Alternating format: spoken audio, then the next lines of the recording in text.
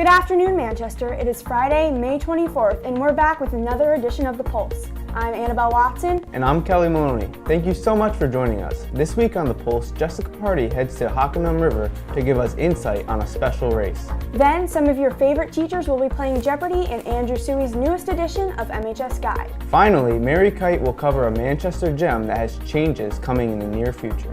We will have all this and much, much more on this week's program. Stay tuned because you're watching The Pulse.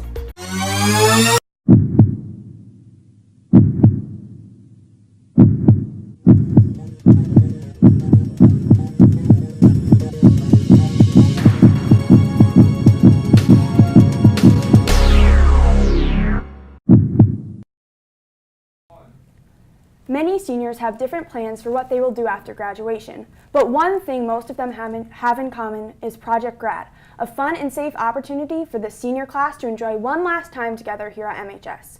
Let's check in with Anthony Mazzata to see how Project Grad has changed over time. Every year for graduating seniors, there's a party after graduation called Project Graduation. This party celebrates the seniors' 4 years of successful work at the high school. For the past 20 years, it's been held here at MCC, but recent changes with management has led to the position being changed. Transitioning from Manchester Community College to MHS was not the first decision. Parents had been looking into multiple locations after new administration at MCC no longer wanted to hold Project Graduation on their campus. We tried to find a lot of other locations for it around the state. Unfortunately, any of the good locations that we had, we would have to bus students to the party, and we really didn't want to have to do that. So we decided that MHS would be the home of the party this year.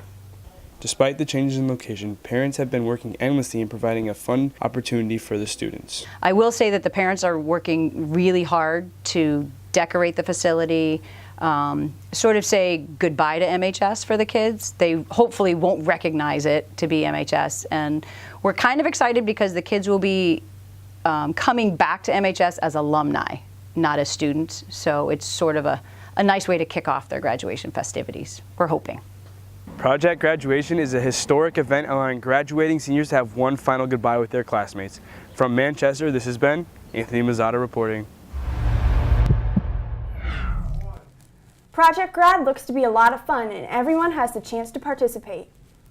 Donations can be made to MHS-Project Graduation on Venmo, and students can prepare the event by collecting donations from local businesses.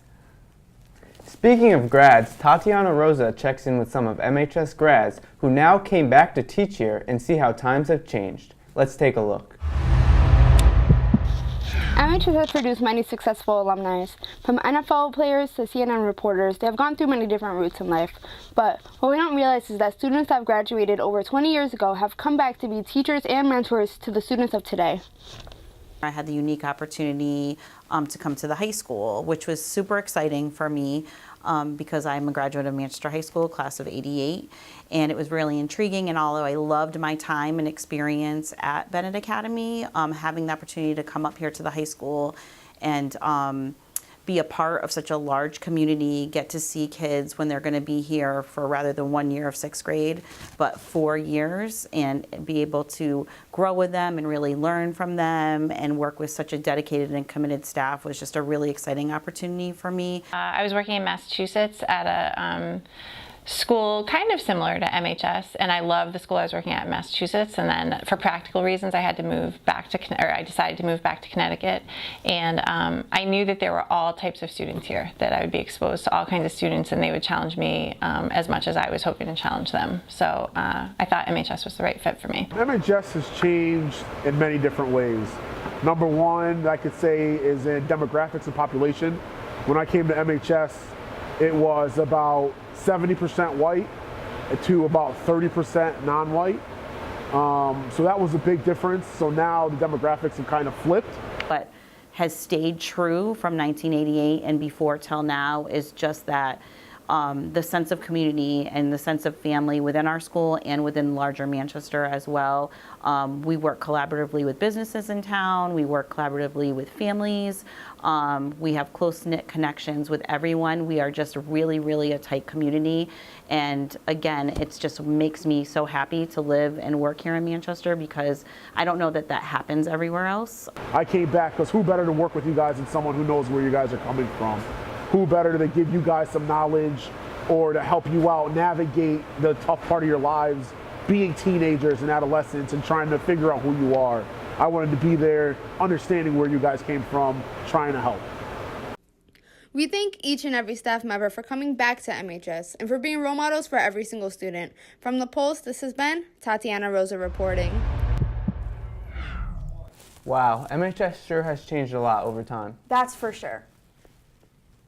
Speaking of teachers, Andrew Suey is back this week with MHS Guide. This week he will be quizzing the MHS staff with questions he created himself. Coming up, looking out, I'll survive, no doubt. Never fear, bring it on, break it down, what's in my way?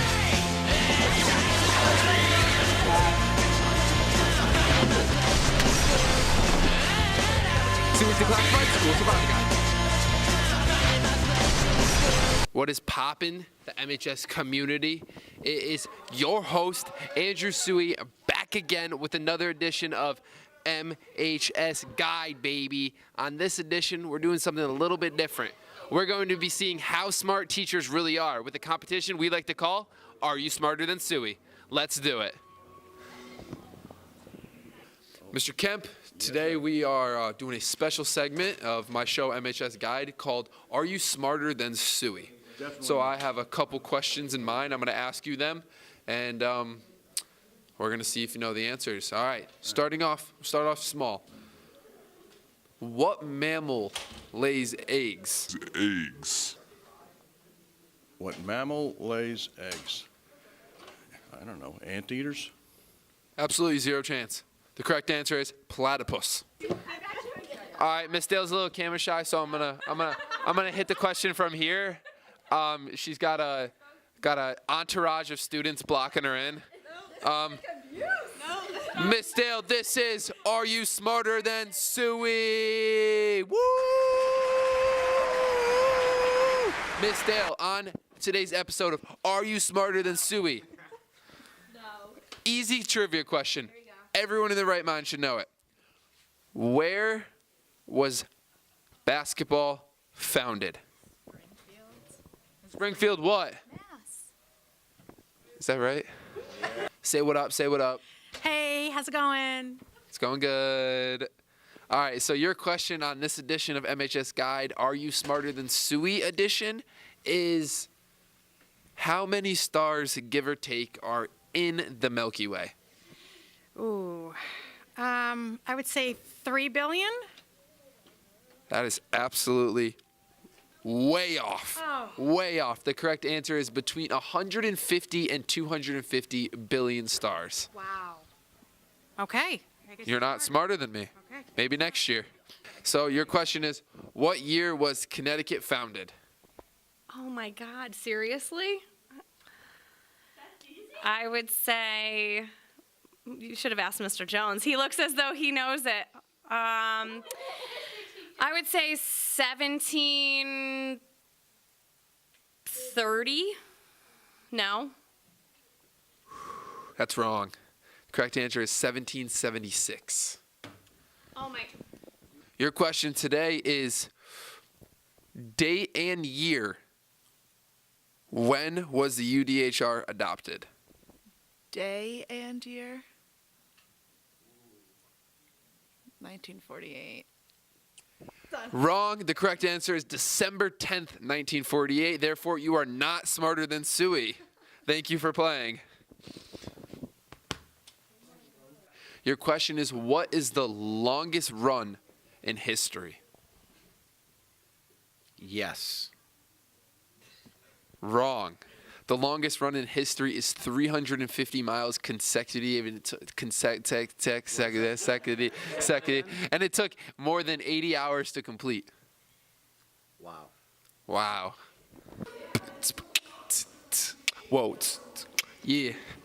Boom.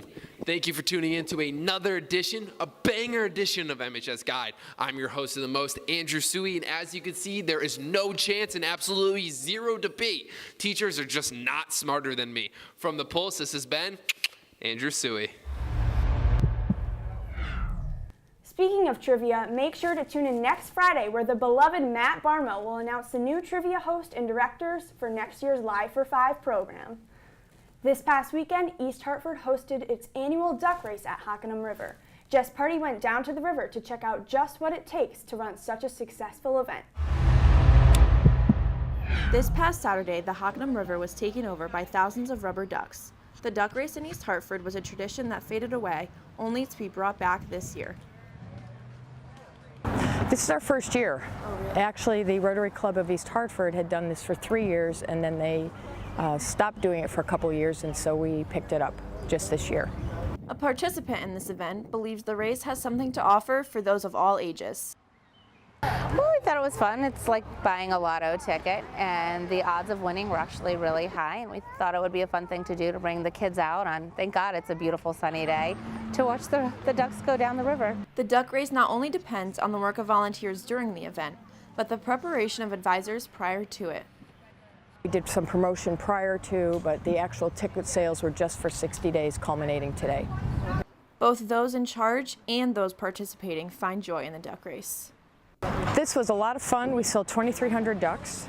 Yeah, it was definitely a good time. The kids enjoyed it. The finish of this year's duck race marks the revival of an East Hartford tradition under new leadership. The event looks to carry the success of this year's race into the future. From The Pulse, this has been Jessica Party reporting. 2, 1. Year after year, the duck race continues to attract more competitors. Yeah, I definitely want a duck with my name on it next year. Just recently, UConn basketball coach Gino Auriemma bought out Cavi's on East Center Street to repurpose it as a new restaurant. Cavi's has been in Manchester for a long time, and Mary Kite has an update on how Auriemma plans to keep the tradition alive in Manchester. Cavi's Italian and French restaurant here on East Center Street in Manchester has been here for over 86 years and is definitely a landmark of our town. Recently, large changes have been made as the restaurant has been sold to UConn women's basketball coach Gino Auriemma.